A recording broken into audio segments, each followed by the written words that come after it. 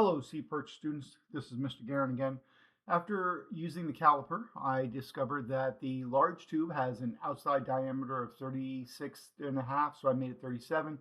Inside diameter of 32, height 38, gap is 6 millimeters.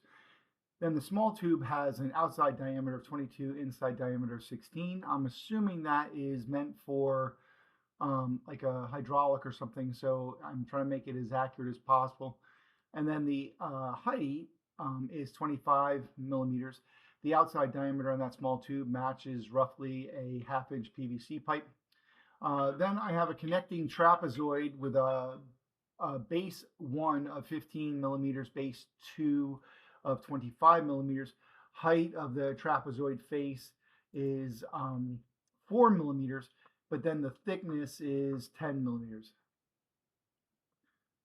So let's get started on how I would actually create this model in Tinkercad. So in Tinkercad, I put some of the shapes on that I know I'm going to need. While they have a ring, I don't prefer using it. I want to have a little more control over what I'm making. So I like using the shapes themselves and then creating my own ring. So I said that the larger tube was going to have an outside diameter of 37. So I want to make sure the height and depth are 37. I want to make sure now the height of this is 38. The hole inside, the inside diameter I said was 32. So I click on the corners and that allows me to change the numbers that are there. I tap on the little square on the top middle. That allows me to change the height. You can click and drag these as well, but I just prefer typing the number so I know exactly what to do and I don't waste time. Now those two shapes have been sized properly, so I'm going to align them so they are centered on each other.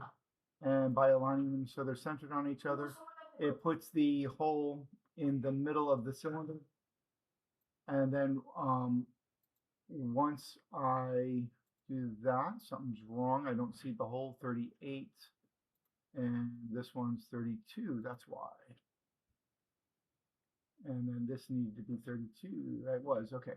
So I center these on each other. I should be able to see the hole inside the cylinder. I use the alignment tool. I center it front to back. I center it left to right. Centering top to bottom, if they're the same number, it doesn't really matter. All three are centered, or all three are active. And then I group. Once I group, it actually hollows out the cylinder hole. Now I'm going to do the small cylinder. So I use the outside diameter I said was 22. So I make the length and width 22. And then the height I said was 25. I used the inside diameter. Again, the height just did it was 25, but the inside diameter was 16.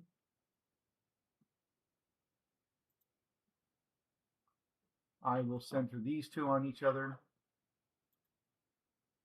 So center left to right, center front to back, and these are already active. I'm going to group, hollows out the hole. This is, whoops, that was a mistake. I'm going to undo. I'm going to drag this piece over here. This is turned 90 degrees onto this one. So I'm going to turn it 90 degrees. And then it's, I'm assuming based on what I'm looking at, it's centered top to bottom. The exact measurement, couldn't tell it, but I'm going to center it top to bottom, center it left to right. Now this one is not going to be, this one doesn't actually touch.